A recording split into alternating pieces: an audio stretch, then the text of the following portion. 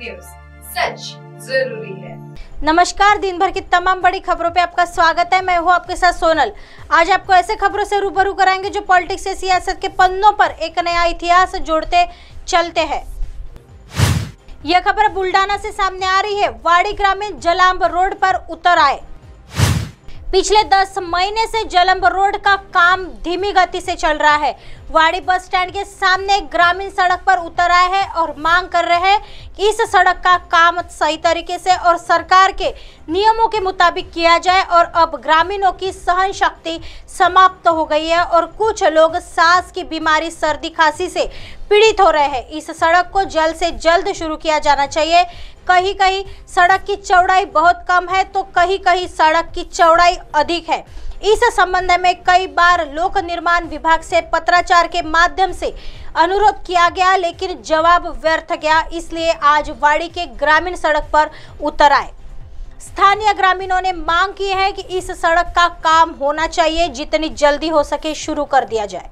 मी auto चालक आहे आणि ऑटो चालवतो। या रस्त्यावरती JS कॉलेजपासून तर मागच्या कुत्यापर्यंत फार खड्डे पडलेले आहेत आणि हे अधिकारी लोक या रस्त्याचा काहीच केअर घेऊन नाही राहिले। बार आश्वासन देऊन बी वाडीवासियांचे यांनी काम केलेले नाही आहे। तरी या रस्त्यावर JS कॉलेजचे मुलं, हॉस्टेलच्या मुली सर्व जातात। या रोडनी लाईट नाही आहे, लाईटची व्यवस्था नाही आहे। त्याच्यामुळे या सरकारने ताबडतोब हा रस्ता लवकरात लवकर दुरुस्त करावा ही आमची विनंती आहे गावकऱ्यांची।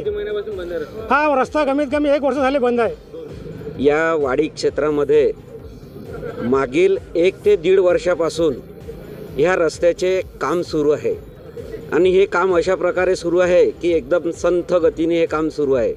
बऱ्याच वर्षापासून बऱ्याच महिन्यापासून हा रस्ता खोदून ठेवलेला आहे। या रस्त्याने साधं चालणंसुद्धा अवघड झालेलं आहे। वाहनधारक कशा प्रकारे जीव मुठीत घेऊन त्यांची वाहनं चालवतात हे विचार त्यांनाच माहिती आहे आणि याची दखल शासनाला वेळोवेळी वाडी ग्रामस्थांनी निवेदनाद्वारे दिलेली आहे। परंतु शासनाच्या कोणत्याही अधिकाऱ्यांनी किंवा पदाधिकाऱ्यांनी याची दखल घेतलेली नाही। जर याची दखल झालेली असती तर आतापर्यंत या ठिकाणी थोडक्यात काहीतरी काम सुरू झालेलं दिसलं असतं। आज ज्यावेळेस रस्ता रोको वाडी ग्रामस्थ करणार आहे हे शासनाला माहीत झाल्याबरोबर त्यांनी तात्पुरत्या स्वरूपाचं या ठिकाणी मुरूम आणून टाकलेलं आहे की आम्ही काम चालू केलेलं आहे। म्हणजे अशा प्रकारची दिशाभूल सर्व ग्रामीण वासियांची होत आहे। त्या ठिकाणी शासनाने चांगल्या प्रकारची दखल द्यावी। अनेक प्रकारचे ॲक्सिडेंट, अपघात या ठिकाणी झालेले आहेत आणि ते छोट्या मोठ्या प्रकारचे अपघात या ठिकाणी घडलेले आहेत। हे फक्त याला कारण रस्ता आहे। इथं या रस्त्यावर खूप मोठे खड्डे असल्यामुळे माझा हात फ्रॅक्चर झालेला आहे। वाडी या रस्त्यावरील रस्ता खूपच म्हणजे हे झालेला आहे, खड्डे आणि खूप हे झालेले आहेत। त्यामुळे माझा हात पण फ्रॅक्चर झाला। गाडी स्लिप झाली माझी। खूपच या रस्त्यावर गड्डे असल्यामुळे वरून पाऊस होता आणि थोडा चिखल पण या रस्त्यावर झालेला होता। आज 1 वर्ष झाले हे काम खोदून ठेवलेलं आहे रस्त्याचं आणि आम्ही जेव्हा वेळोवेळी निवेदन दिले बांधकाम विभागाला तर आम्हाला उडवाउडीचे उत्तर मिळत आहे आणि उलटा आता आमच्यावरच खोटा आरोप लावण्यात येत आहे की वाडीवासियांनीच रस्ता थांबवला म्हणून।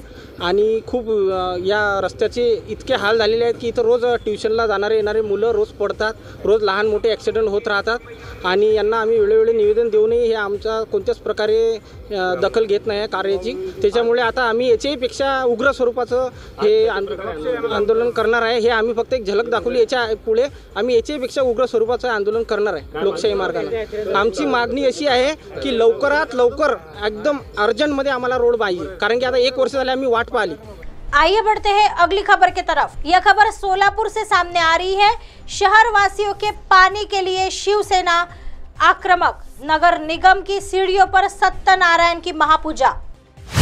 सोलापुर शहर वासियों के पानी के लिए आक्रामक। शिवसेना उद्धव बालासाहेब ठाकरे पार्टी की ओर से नगर निगम के प्रवेश द्वार पर सत्यनारायण महापूजा कर धरना दिया गया। सोलापुर शहर के निवासियों को पिछले 2 महीनों से अनियमित और गंदे पानी की आपूर्ति हो रही है।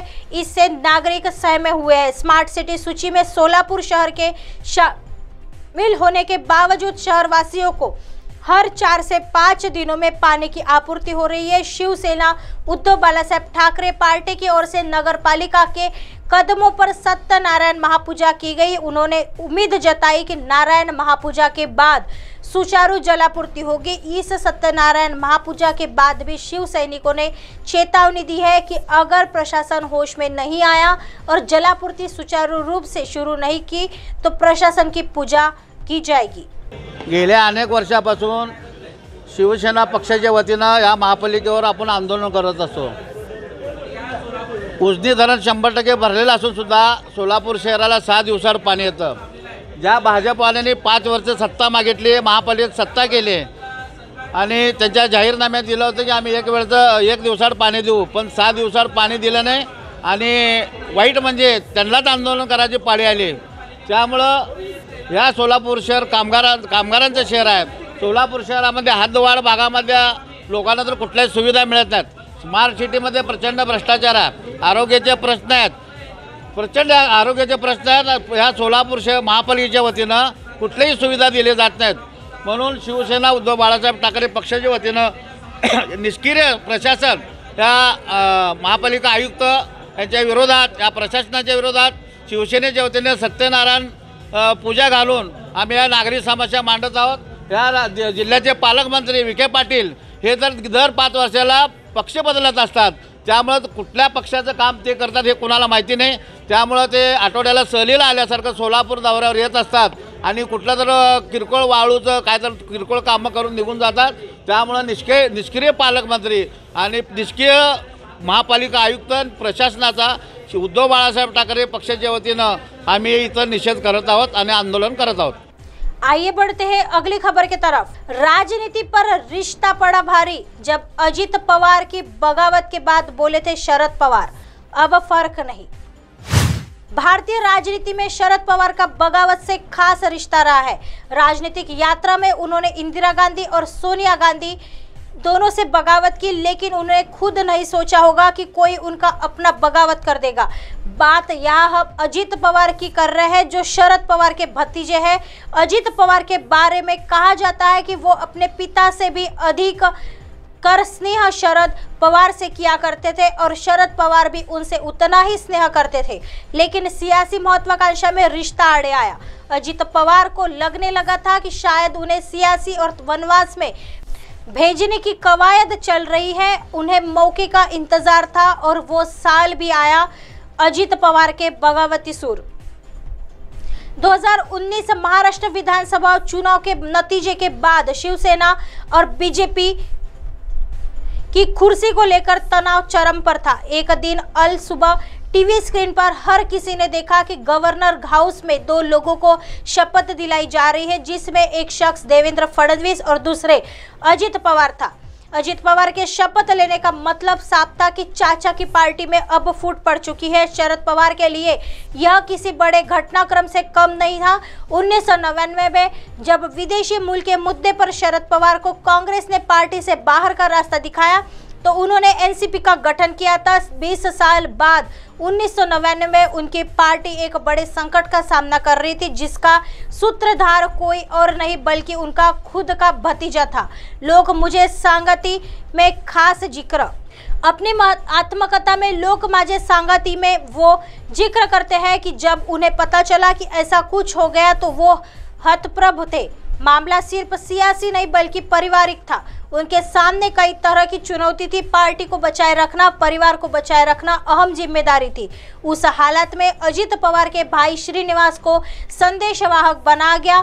अजित पवार प्रतिभाताई शरद पवार की पत्नी से मिले और कहा कि वो उनकी नाम समझी और गलती थी। शरद पवार लिखते हैं कि जब उन्हें जानकारी मिली तो उन्होंने कहा यह बहुत ही उससे के बाद सब कुछ सामान्य हो गया। ऐसे ही दिन भर के खबरों के साथ आपको रूबरू कराएंगे। तब तक बने रहिए MNS न्यूज़ के साथ। नमस्कार।